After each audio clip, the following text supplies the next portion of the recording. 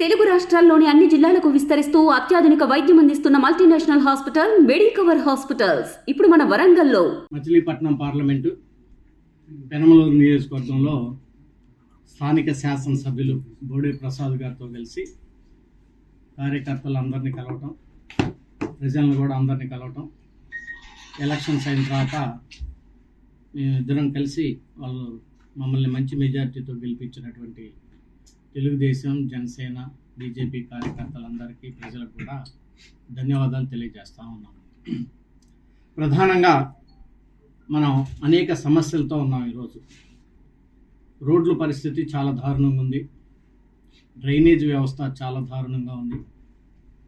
పేరుకి పక్కనే మనకి ప్రకాశం బ్యారేజీ, కృష్ణా నీళ్ళు ఉంటాయి, కానీ తాగటానికి అపార్ట్మెంట్లతో సహా అందరూ బోర్ నీళ్లు తాగుతూ ఉన్నారు. అవి ఆరోగ్యానికి మంచిది కాదు, అందరికీ తెలిసినటువంటి విషయం. ఎన్నికల్లో బోడే ప్రసాద్ గారు, నేను, అలాగే ఈ నియోజకవర్గానికి వచ్చినప్పుడు చంద్రబాబు నాయుడు గారికి అందరికి కూడా చెప్పాం. మేము కూడా ప్రామిస్ చేసాం, మంచినీటి సమస్యను పరిష్కరిస్తామని చెప్పేసి. నిన్న నేను కలెక్టర్ ఆఫీస్లో కలెక్టరు, అలాగే ఆర్డబ్ల్యూఎస్ వాళ్ళు, మిగిలినటువంటి అధికారులతో కూడా, మున్సిపాలిటీ వాళ్ళతో కూడా రివ్యూ చేసినప్పుడు కేంద్ర ప్రభుత్వం నుంచి రావాల్సినటువంటి అనేకమైనటువంటి నిధులు ఏదైతే ఉన్నాయో అవి పర్ఫెక్ట్గా ప్రపోజల్స్ తయారు చేయమని చెప్పాం. ఉదాహరణకి అమృత్ స్కీమ్ ద్వారా పెద్ద డ్రైన్స్కి కొంత అమౌంట్ ఇవ్వడానికి ఆస్కారం ఉంటుంది మున్సిపాలిటీల్లో. మనది తాడిగడప మున్సిపాలిటీ చాలా పెద్ద మున్సిపాలిటీ. సో దాదాపు 2 లక్షల పైన జనాభా ఉన్నటువంటి ఆ మున్సిపాలిటీకి కేంద్రం నుంచి వచ్చేటువంటి అర్బన్ డెవలప్మెంట్ ద్వారా అనేక స్కీమ్స్కి పర్ఫెక్ట్గా ఒక కన్సల్టెంట్ని పెట్టి ప్రపోజల్స్ తయారు చేయమన్నాం.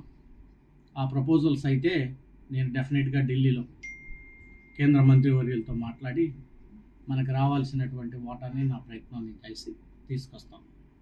అదే రకంగా మిగిలిన మున్సిపాలిటీ ఉయ్యూరు కూడా ఉంది. అదే రకంగా మిగిలిన చోట్ల కూడా ఏ సమస్యలు ఉన్నాయో వాటిలన్నింటిని కూడా డిస్కస్ చేసాం.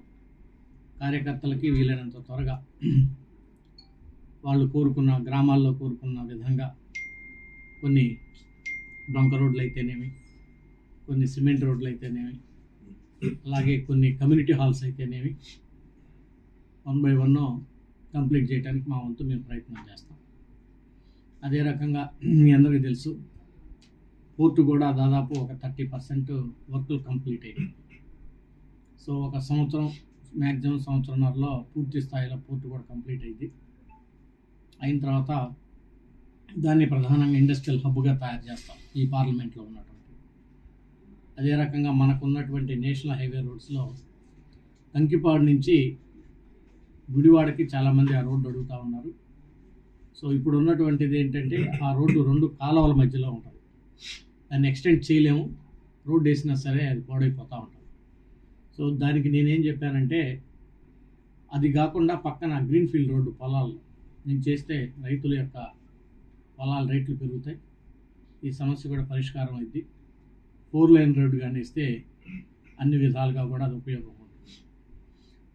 అదే రకంగా మన చంద్రబాబు నాయుడు గారు ఢిల్లీ వచ్చినప్పుడు ఔటర్ రింగ్ రోడ్డు విషయం కూడా మాట్లాడారు. ఈ ఔటర్ రోడ్డు, రింగ్ రోడ్డు కానీ మనకు కానీ వేసుకున్నట్లయితే మన పెనమలూరుకు కూడా చాలా బెనిఫిట్ ఉంటుంది. అన్ని ఒక ప్లేస్ నుంచి ఒక ప్లేస్కి వెళ్ళడానికి ఔటర్ రింగ్ రోడ్ చాలా ఉపయోగకరం. అది స్టేజెస్ వారీగా తప్పకుండా దాన్ని కంప్లీట్ చేపిస్తాం. మరి అది కానీ అయితే రైతులకి వాళ్ళ పొలాల రేట్లు పెరగడానికి కూడా ఆస్కారం ఉంటుంది. అలాగే ఒక ప్రాంతం నుంచి ఇంకో ప్రాంతానికి జర్నీకి కానీ అన్ని విధాలు కూడా సౌకర్యంగా ఉంటుంది. సో పక్క అమరావతి డెవలప్ చేయాలి మనం. మరి అదే రకంగా చుట్టుప్రక్కల ఉన్నటువంటి మున్సిపాలిటీలతో సహా ఇవన్నీ కూడా మనం డెవలప్ చేయాలి. ఆర్థిక పరిస్థితి కానీ చూసుకున్నట్లయితే చాలా దారుణంగా ఉంది. తెచ్చిన అప్పులకే వడ్డీలు కట్టలేనటువంటి పరిస్థితి ఒక రకంగా. మరి దీనికి అనుభవం కలిగినటువంటి చంద్రబాబు నాయుడు గారు, అలాగే మరి ప్రజల కోసం ఎప్పుడు సేవ చేద్దామనేటువంటి ఉద్దేశంతో రాజకీయాల్లోకి వచ్చినటువంటి పవన్ కళ్యాణ్ గారు జోడీతోటి కేంద్ర ప్రభుత్వం, మేము ఎన్డీఏలో ఉన్నాం కాబట్టి, ఈరోజు ఎన్డీఏ గవర్నమెంట్ ఉంది కాబట్టి తప్పకుండా కేంద్రం నుంచి రావాల్సినటువంటి నిధుల్లో ఈ మచిలీపట్నం పార్లమెంటు సభ్యుడిగా డెఫినెట్గా నా కర్తవ్యాన్ని నేను నెరవేరుస్తాను. ఫండ్స్ తీసుకురావడానికి నా వంతు నేను ప్రయత్నం చేస్తాను. జిల్లా మొత్తం కూడా మంచినీటి సమస్య కోసం తీర్చడం కోసం శాసనసభ్యులందరితో కలిసి ఒక పెద్ద లెవెల్ మీటింగ్ పెడతాం.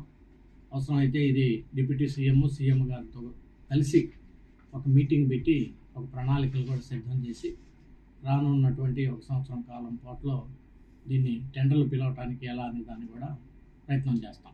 మరిన్ని వీడియోస్ కోసం ఛానల్ ని సబ్స్క్రైబ్ చేయండి. లేటెస్ట్ అప్డేట్స్ కోసం వాట్సాప్ ఛానల్ ని ఫాలో చేయండి. అండ్ లింక్ డిస్క్రిప్షన్ లో ఉంది.